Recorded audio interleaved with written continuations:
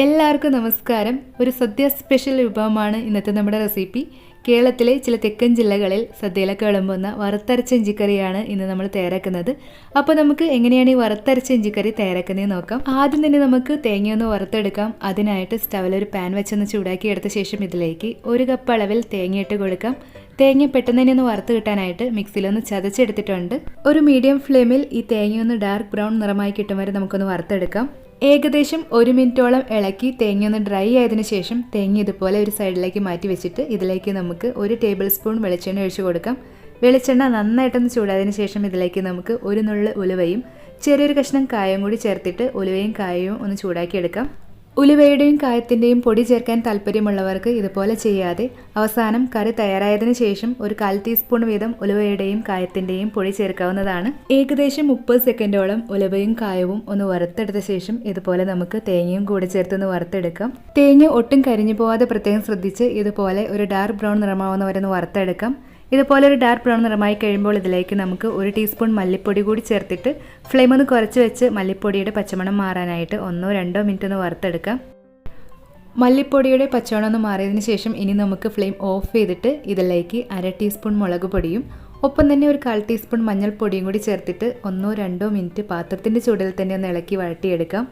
ഇനി ഇതിൻ്റെ ചൂടൊന്ന് കുറഞ്ഞതിന് ശേഷം ചെറിയൊരു ചൂടോടുകൂടി തന്നെ മിക്സിയുടെ ചെറിയ ജാറിലേക്ക് മാറ്റി ഒട്ടും തന്നെ വെള്ളം ചേർക്കാതെ ഇതുപോലെ പേസ്റ്റ് പോലെ നരച്ചെടുത്ത് മാറ്റി വെക്കാം. ഇഞ്ചി വറുത്ത് പൊടിച്ചെടുത്താണ് നമ്മൾ കറി തയ്യാറാക്കുന്നത്. അതുകൊണ്ട് നമുക്ക് ഇഞ്ചി ഒന്ന് വറുത്തെടുക്കാം. അതിനായിട്ട് സ്റ്റവിലൊരു പാൻ വെച്ചൊന്ന് ചൂടാക്കി എടുത്ത ശേഷം ഇതിലേക്ക് നമുക്ക് 4-5 ടേബിൾ സ്പൂൺ വെളിച്ചെണ്ണ ഒഴിച്ചൊന്ന് ചൂടാക്കി എടുക്കാം. 1 കപ്പ് അളവിലാണ് ഇഞ്ചി എടുത്തിരിക്കുന്നത്. ഇഞ്ചി തൊലിയെല്ലാം മാറ്റി നന്നായിട്ടൊന്ന് ക്ലീൻ ചെയ്ത് ഡ്രൈ ആക്കി എടുത്തതിന് ശേഷം ഇതുപോലെ കനം കുറച്ച് വട്ടത്തിലൊന്ന് അരിഞ്ഞെടുക്കാം. ഇഞ്ചിയെല്ലാം ഒരേപോലെ ഒന്ന് ഫ്രൈ ആക്കി കിട്ടാനായിട്ട് വളരെ കനം കുറച്ച് ഒരേ സൈസിൽ തന്നെ ഒന്ന് കട്ട് ചെയ്തെടുക്കാനായിട്ടൊന്ന് പ്രത്യേകം ശ്രദ്ധിക്കണേ. ഇഞ്ചി വെളിച്ചെണ്ണയിലേക്ക് ഇട്ട് കൊടുത്തിട്ട് ഫ്ലെയിം ഒന്ന് മീഡിയത്തിനും ഹൈനും ഇടയിൽ വെച്ച് കൈയെടുക്കാതെ തന്നെ ഇതുപോലെ നന്നായി ഇളക്കി ഒരു ഡാർക്ക് ബ്രൗൺ നിറമാവുന്ന വരെ ഒന്ന് വറുത്തെടുക്കാം.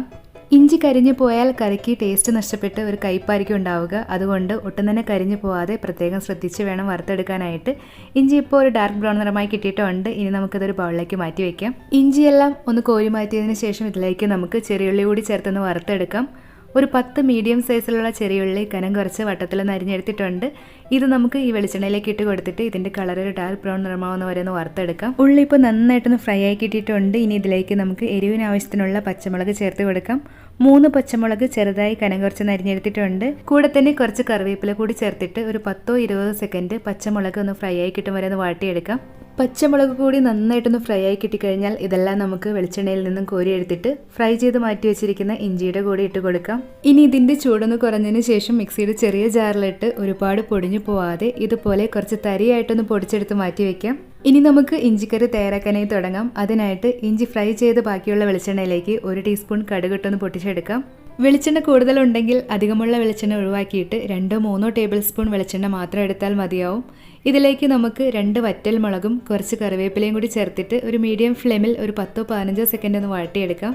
ഒരു 10-15 സെക്കൻഡ് ഇതുപോലെ ഒന്ന് വഴട്ടിയതിന് ശേഷം ഇനി ഇതിലേക്ക് നമുക്ക് മിക്സിയിൽ അരച്ച് മാറ്റി വെച്ചിരിക്കുന്ന തേങ്ങയുടെയും മസാലയുടെയും ഈ ഒരു മിക്സ് ചേർത്തിട്ട് ഒരു 30 സെക്കൻഡ് കൂടി മീഡിയം ഫ്ലെയിമിൽ ഒന്ന് വഴട്ടിയെടുക്കാം. ഇനി ഇതിലേക്ക് നമുക്ക് മിക്സിയിൽ പൊടിച്ചു മാറ്റി വെച്ചിരിക്കുന്ന ഇഞ്ചി ചേർത്തിട്ട് മസാലയിലേക്ക് നന്നായിട്ട് ഇളക്കി യോജിപ്പിച്ചെടുക്കാം. ഇഞ്ചി മസാലയിലേക്ക് ഒന്ന് ഇളക്കി യോജിപ്പിച്ചെടുത്ത് കഴിഞ്ഞാൽ ഇഞ്ചിയുടെ പച്ചച്ചുവ എന്തെങ്കിലും ഉണ്ടെങ്കിൽ ഒന്ന് മാറി മസാലയിലേക്കൊന്ന് ചേർന്ന് കിട്ടാനായിട്ട് മീഡിയം ഫ്ലെയിമിൽ 1-2 മിനിറ്റ് കൂടി ഇതുപോലെ ഒന്ന് വഴട്ടിയെടുക്കാം. ഇഞ്ചി മസാലയിലേക്കൊന്ന് ചേർന്ന് കിട്ടിക്കഴിഞ്ഞാൽ ഇനി ഇതിലേക്ക് നമുക്ക് വാളം പുളി ചേർത്ത് കൊടുക്കാം. ഏകദേശം ഒരു വലിയ നാരങ്ങ വലുപ്പത്തിലുള്ള വാളം പുളി 1/4 കപ്പ് ചൂടുവെള്ളത്തിലൊന്ന് കുതിർത്തെടുത്ത ശേഷം വെള്ളത്തിലേക്ക് നന്നായിട്ടൊന്ന് പിഴിഞ്ഞ് യോജിപ്പിച്ച് റെഡിയാക്കി വെച്ചിട്ടുണ്ട്. ഈ പുളിവെള്ളം നമുക്ക് ഇതിലേക്ക് ചേർത്ത് കൊടുക്കാം. പുളി ചേർത്ത് ഇളക്കി യോജിപ്പിച്ചെടുത്ത ശേഷം ഇനി ഇതിലേക്ക് നമുക്ക് 3 ടേബിൾ സ്പൂൺ ശർക്കര ചേർത്ത് കൊടുക്കാം. മധുരവും പുളിയും എരിവുമെല്ലാം ഒരേപോലെ ബാലൻസ് ചെയ്യുന്ന ഒരു കറിയാണ് നമ്മൾ തയ്യാറാക്കുന്നത്. കൂടുതൽ മധുരം വേണമെന്നുള്ളവർക്ക് അവസാനം നോക്കിയിട്ട് കൂടുതൽ ശർക്കര ചേർക്കാവുന്നതാണ്. ശർക്കര ചേർത്തൊന്ന് ഇളക്കി യോജിപ്പിച്ചെടുത്ത് കഴിഞ്ഞാൽ ഇനി ഇതിലേക്ക് നമുക്ക് കറിയിലേക്ക് ആവശ്യത്തിനുള്ള 2 ഗ്ലാസ് വെള്ളം കൂടി ഒഴിച്ചൊന്ന് ഇളക്കി യോജിപ്പിച്ചെടുക്കാം. നമ്മുടെ ഇഞ്ചിയും പുളിയേക്കാൾ കുറച്ചുകൂടി ലൂസായിട്ടാണ് ഇഞ്ചിക്കറി ഇരിക്കുക. അതുകൊണ്ട് ഇതുപോലെ കുറച്ചധികം വെള്ളം ഒഴിച്ചു കൊടുക്കാം. ഒപ്പം തന്നെ 1 ടീസ്പൂൺ ഉപ്പ് കൂടി ചേർത്ത് ഇളക്കി യോജിപ്പിച്ചെടുക്കുന്നുണ്ട്. ഇനി നമുക്ക് ഈ വെള്ളം ഒന്ന് തിളയ്ക്കാനായി വെയിറ്റ് ചെയ്യാം. കറി ഇപ്പോൾ നന്നായിട്ടൊന്ന് തിളച്ച് വന്നിട്ടുണ്ട്. ഈ സമയം നമുക്കതിൻ്റെ ഉപ്പും മധുരവും പുളിയൊക്കെ ഒന്ന് ചെക്ക് ചെയ്യാം. മധുരം കൂടുതൽ വേണമെന്നുള്ളവർക്ക് കൂടുതൽ ശർക്കര ചേർക്കാവുന്നതാണ്. അതുപോലെ തന്നെ പുളി മുന്നിട്ട് നിൽക്കണമെന്നുള്ളവർക്ക് കൂടുതൽ വാളംപുളി ചേർത്ത് കൊടുക്കാം. ഇനി നമുക്ക് എല്ലാം ഒന്ന് യോജിച്ച് ചേർന്ന് കറിയൊന്ന് കുറുകി പാകമായി കിട്ടാനായിട്ട് 2-3 മിനിറ്റ് മീഡിയം ഫ്ലെയിമിൽ തുറന്നു വെച്ച് തന്നെ ഒന്ന് തിളപ്പിച്ച് വേവിച്ചെടുക്കാം. അങ്ങനെ ഏകദേശം 3 മിനിറ്റോളം തുറന്നു വെച്ച് തിളപ്പിച്ച് നമ്മുടെ കറിയിലെ എണ്ണയെല്ലാം ഒന്ന് തെളിഞ്ഞ് കറി ഒന്ന് കുറുകി പാകമായി കിട്ടിയിട്ടുണ്ട്. ഇനി നമുക്ക് ഫ്ലെയിം ഓഫ് ചെയ്യാം. നമ്മുടെ ഇഞ്ചിപ്പുളി പോലെ ഒരുപാട് തിക്കായിട്ടായിരിക്കില്ല ഇഞ്ചിക്കറി, ഇതുപോലെ കുറച്ച് ലൂസായിട്ടായിരിക്കും. അതുപോലെ തന്നെ ഇഞ്ചിപ്പുളി പോലെ പുളി മുന്നിട്ട് നിൽക്കുന്ന പോലെയും ആവില്ല. മധുരവും പുളിയും എരിവും എല്ലാം ഒരേപോലെ ബാലൻസ് ചെയ്യുന്ന ഒരു കറിയായിരിക്കും. കുറച്ച് കഴിഞ്ഞ് ചൂടൊന്ന് കുറഞ്ഞു കഴിയുമ്പോഴേക്കും കറി ഇതുപോലെ കുറച്ചുകൂടി ഒന്ന് തിക്കായി വരും. അങ്ങനെ നമ്മുടെ സദ്യ സ്റ്റൈൽ വറുത്തരച്ച ഇഞ്ചിക്കറി ഇവിടെ റെഡി ആയിട്ടുണ്ട്. ഈ കറി നമുക്ക് 2-3 ദിവസം ഫ്രിഡ്ജിന് പുറത്തും ഒരാഴ്ച വരെ ഫ്രിഡ്ജിനകത്തും കേടുകൂടാതെ സൂക്ഷിക്കാം. ഇഞ്ചിക്കറിയുടെ റെസിപ്പി ഇഷ്ടമായെങ്കിൽ നിങ്ങളുടെ വിലയേറിയ അഭിപ്രായങ്ങളും നിർദ്ദേശങ്ങളും കമൻറ്റ് ചെയ്യാനും ട്രൈ ചെയ്യുന്നുണ്ടെങ്കിൽ ഫീഡ്ബാക്ക് പറയാനും മറക്കരുത്. മറ്റു റെസിപ്പിയുമായിട്ട് ഉടനെ കാണാം. താങ്ക്